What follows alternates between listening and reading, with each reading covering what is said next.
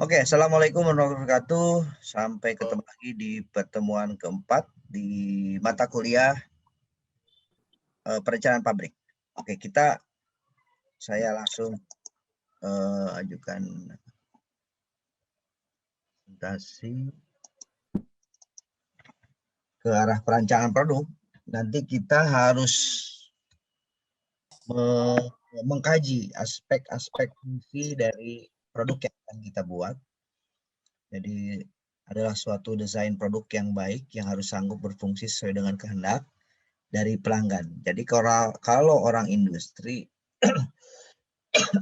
acuannya pada apa yang dikehendaki dari customer supaya produk apa yang kita hasilkan itu agar laku dijual atau agar bermanfaat, berfungsi, menyelesaikan masalah-masalah yang ada di customer sehingga mereka butuh ya.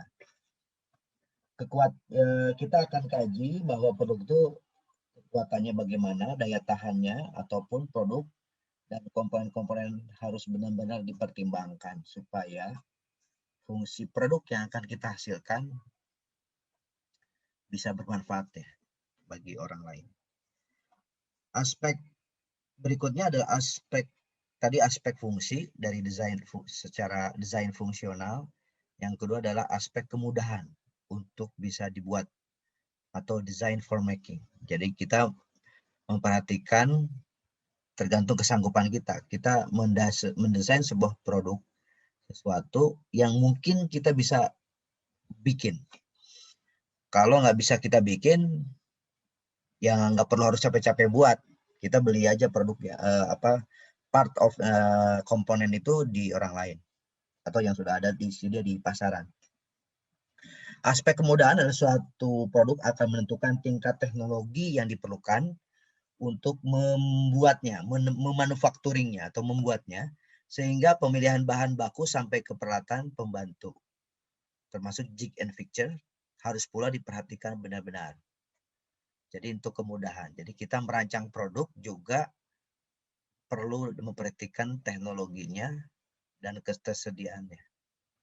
Dan bagaimana mudah nggak dibuatnya. Ya, ini yang ini contoh. Biasanya kalau sudah produk udah jadi, bikin desain dulu dengan menggunakan mungkin pakai SolidWorks. Kalau di Untag pakai SolidWorks atau di tempat lain pakai aplikasi lain.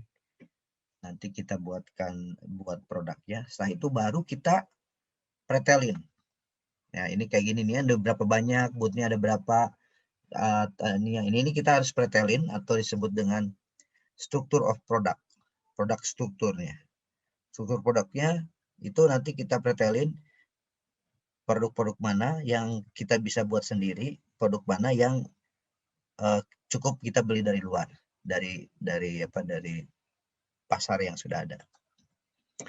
Jadi kalau secara perancangan itu secara umum harusnya dari perspektif industri adalah mulai dari riset dulu dari customer behavior survey adalah meneliti tingkah laku atau kebiasaan atau karakter dari si pelanggan.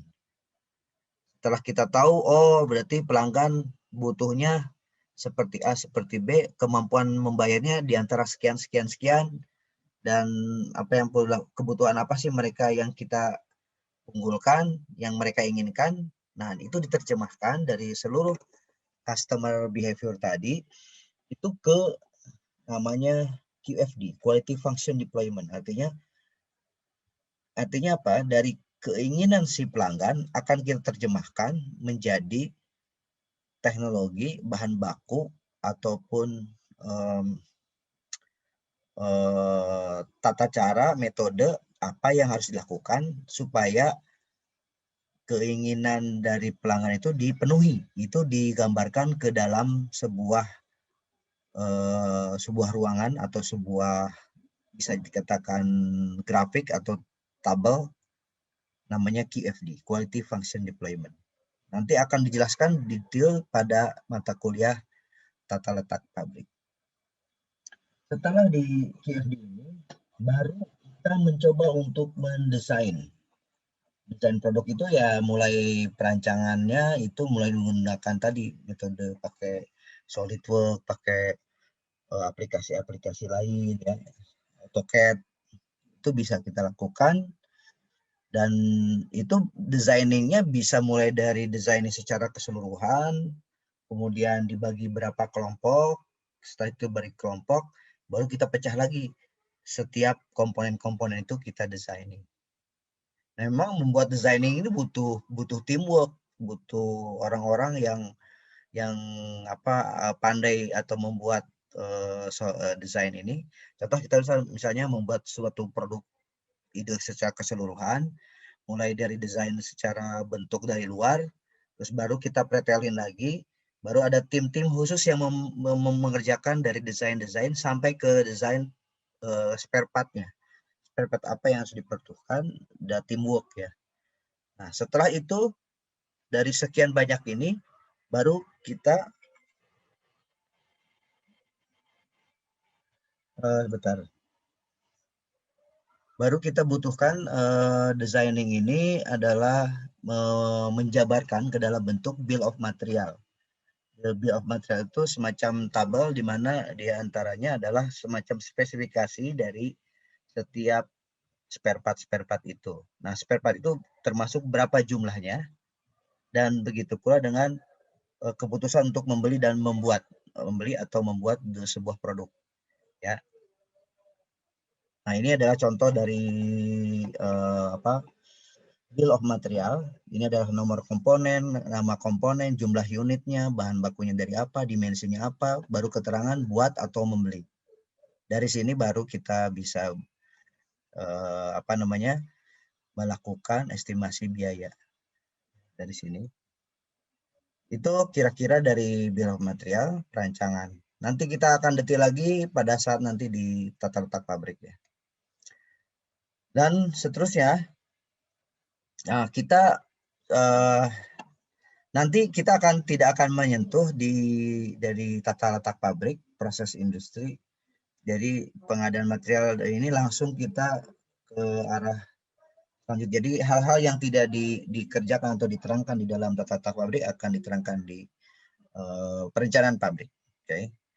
Nah, baru kita mulai secara bisnis, secara perencanaan pabrik juga harus menetapkan perencanaan dari volume penjualan atau penentuan kapasitas produksi nanti. Jadi berapa yang harus kita lakukan, menetapkan. Nah, bagaimana perencanaan ini adalah salah satu informasi yang sangat berharga di dalam sistem produksi, besarnya volume produksi yang dikehendaki oleh konsumen. Berapa sebenarnya kapasitas yang akan kita buat. Informasi ini terutama sekali berguna untuk menentukan jumlah kapasitas mesin yang harus disediakan. Ini akan ada kaitannya dengan tata letak pabrik nantinya ke depan. Dan untuk menetapkan jumlah produk yang harus dibuat, maka aktivitas survei pasar perlu dibuat di samping tentunya bisa pula dilaksanakan dengan metode peramalan berdasarkan data penjualan yang telah lampau. Nah, sebelumnya kita harus pahami dulu mekanisme sistem produksi supaya kita tahu apa yang sistem ini ke depan bagaimana responnya. Ini ada contoh beberapa sistem produksi, ada input, proses, output, ada tenaga kerja itu inputnya apa saja, baru diproses, transformasi nilai tambah menjadi sebuah produk, baru umpan balik. Nah, tetapi di dalam beberapa sistem produksi ada juga yang menggunakan metode aliran semacam manajemen proyek gitu, tugas dan seterusnya untuk berdasarkan permintaan. Nah, ada strategi respon dari permintaan konsumen, perlu diingat kembali bahwa ini ada design to order atau semacam desain bikin kalau kita order atau make to order. Jadi kita buat berdasarkan permintaan. Assembling, baru kita assembling kalau ada permintaan. Make to order kita buat untuk kebutuhan stok, dan make to demand itu memenuhi pasar namun kecepatannya mirip dengan make to stock. Ini sama ya. Nah, caranya ini contoh kapasitas. Pertama, menghitung volume penjualan, atau kapasitas produksi dengan menetapkan target jumlah penjualan yang hendak diraih dari pasar. Ya. Contoh misalnya jumlah yang akan dilulus SM. Misalnya ini industri pendidikan misalnya. Contoh jumlah yang akan lulus SMA SMK di UHC Maju Kuning 1 juta. Untuk menargetkan hanya 0,1% dari pangsa pasar yang akan masuk menjadi mahasiswa tahun 2021. Jadi daya tampung kapasitas haruslah sesuai dengan target sebesar 0,1% dari 1 juta calon lulus SMA plus SMK di Ciawijaya Kuning. Itu sekitar 1.000 misalnya ya. Yang kedua adalah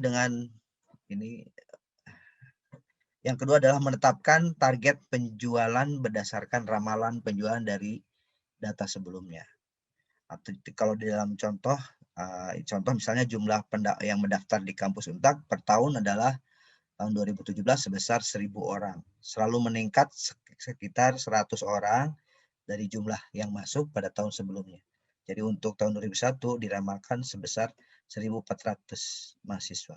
Maka daya tampung dipersiapkan fasilitas untuk angkatan 2001 adalah 1.400. Itu contoh dari menetapkan jumlah atau menetapkan kapasitas produksi atau jumlah. Kalau ini kan bentuk pendidikan. Kalau barang tinggal kita atau industri kita tinggal rubah. Contohnya, misalnya untuk kebutuhan kita buat pabrik kursi, berarti tinggal kita cari berapa sih potensi orang beli pabrik beli kursi. Kursinya macam apa? Ini kita harus analisis. Bisa berdasarkan penetapan target dari jumlah potensi atau menetapkan target berdasarkan ramalan sebelum-sebelumnya. Ya.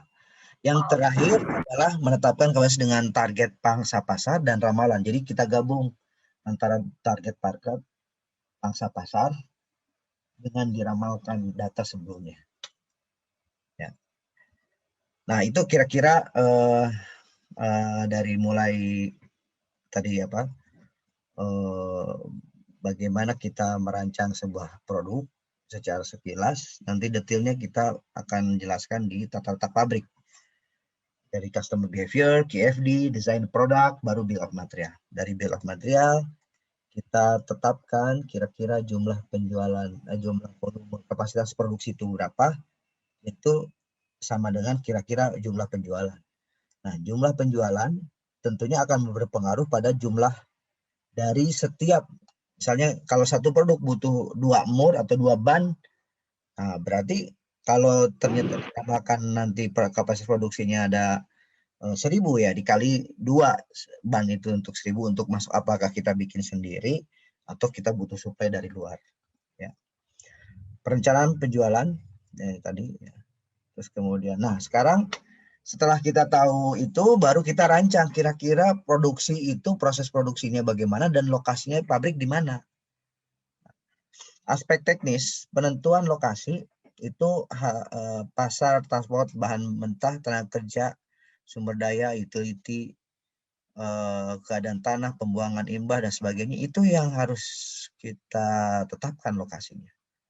Nah, bagaimana menetapkannya itu harus dilihat dari beberapa aspek kondisi lahan, fondasi, drainase, jenis konstruksi, pengaturan udara, penerangan, daya perlindungan, sanitasi, perlindungan terhadap kebakaran, ancaman bahaya dan lain-lain. Ini banyak sekali.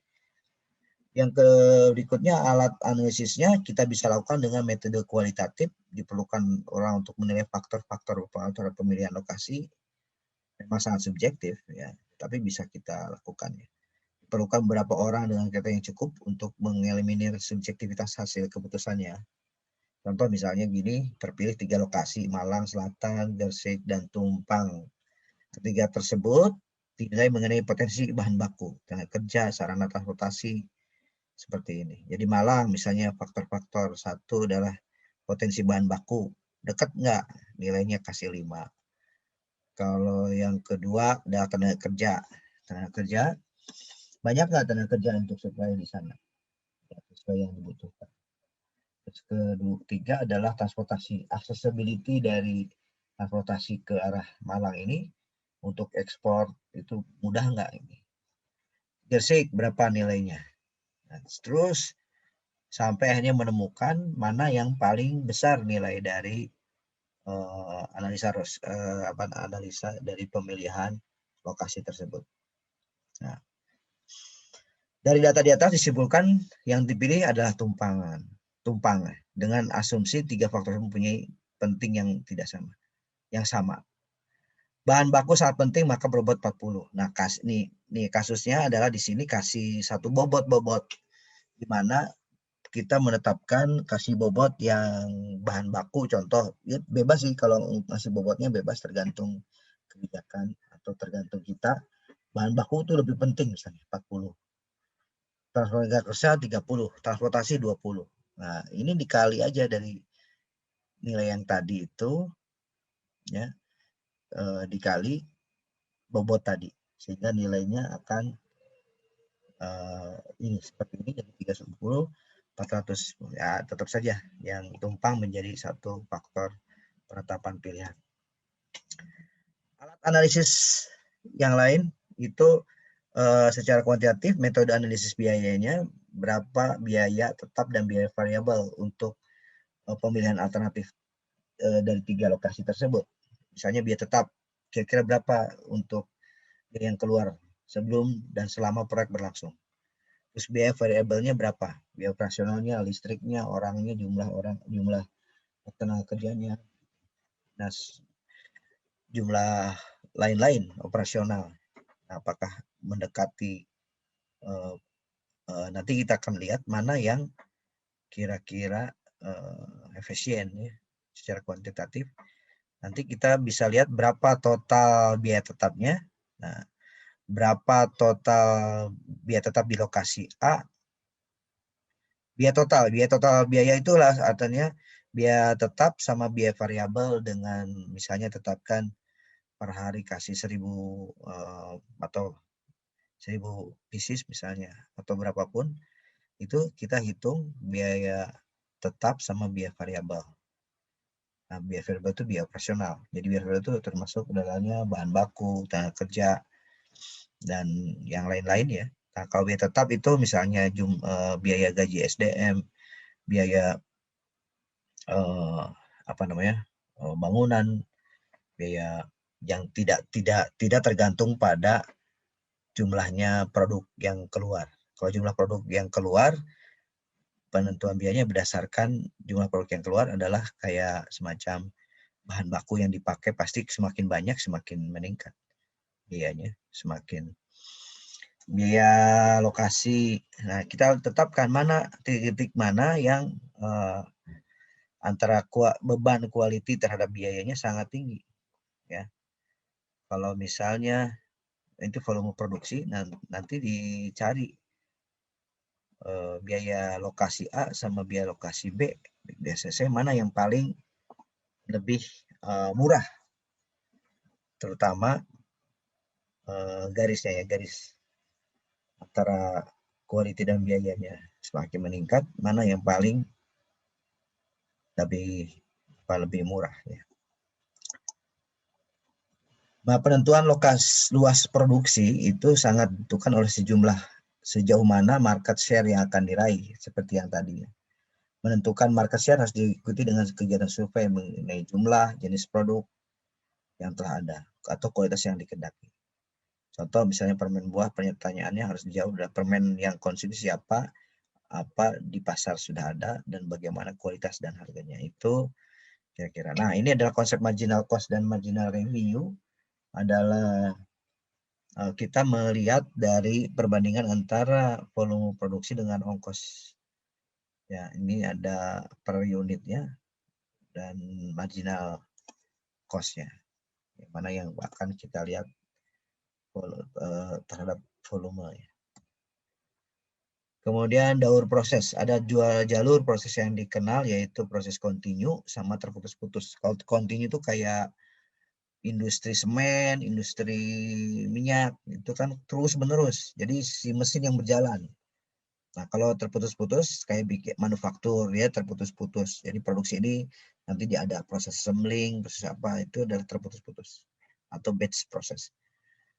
Keuntungannya proses kontinu diperoleh dari biaya per unit rendah, jadi Jadi lebih banyak ke pengembalian investasi. Jadi sukar merubah produk untuk, jadi biasanya yang itu terus menerus satu produk tapi terus setiap ini.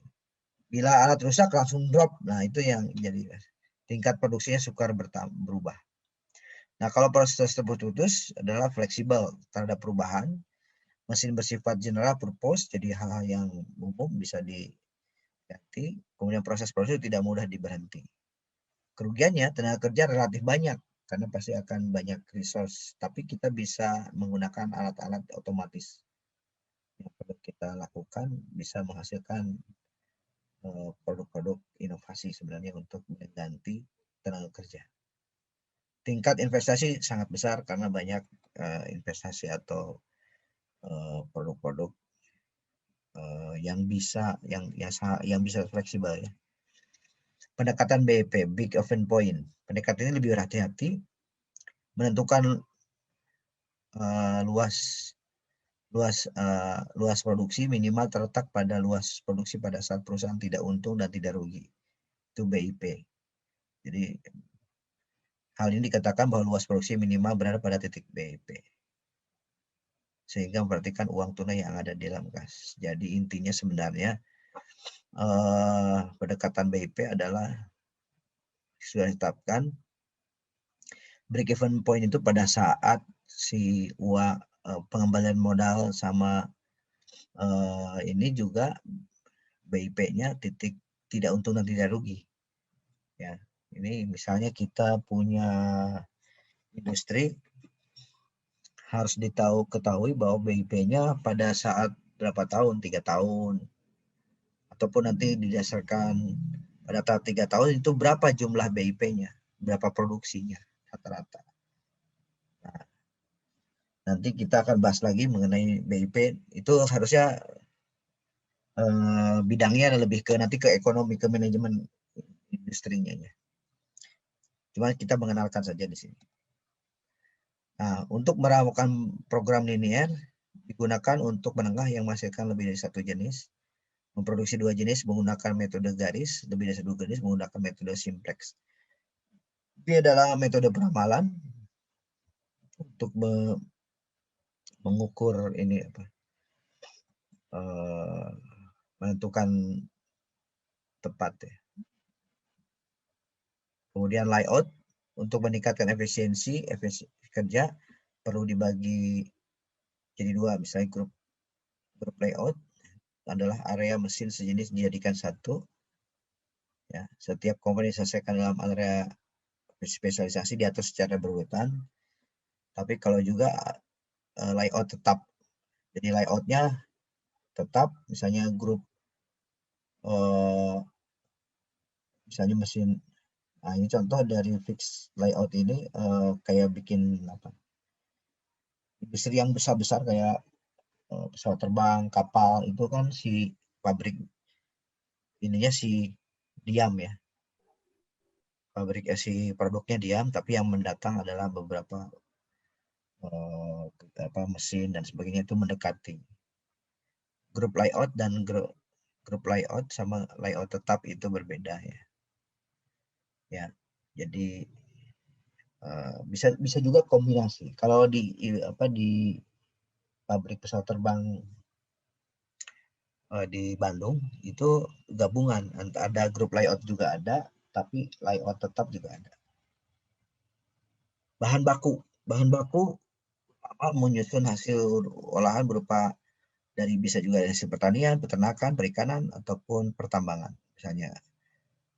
Nah, sifatnya beberapa sifat bahan harus ketetapan jumlah, variasi musiman, teknik penguasai variasi bahan baku, komposisi penggunaan bahan baku itu menjadi pembahasan bahan baku. Bahan baku sangat sangat variasi tergantung si produknya apa. Ya.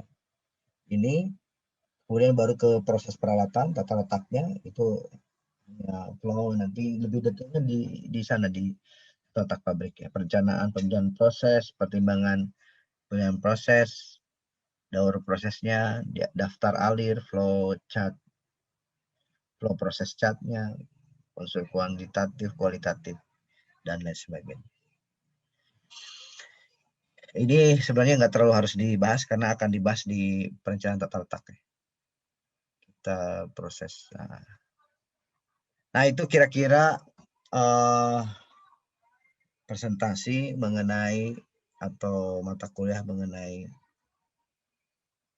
perencanaan pabrik.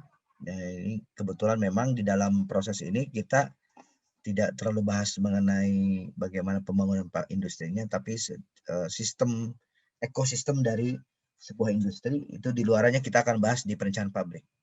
Kalau tata letak pabrik banyak di perancangan layout, pembangunan pelaksanaan proyek dan sebagainya, ini enggak juga di manufacturing dan sebagainya di dalam industrinya.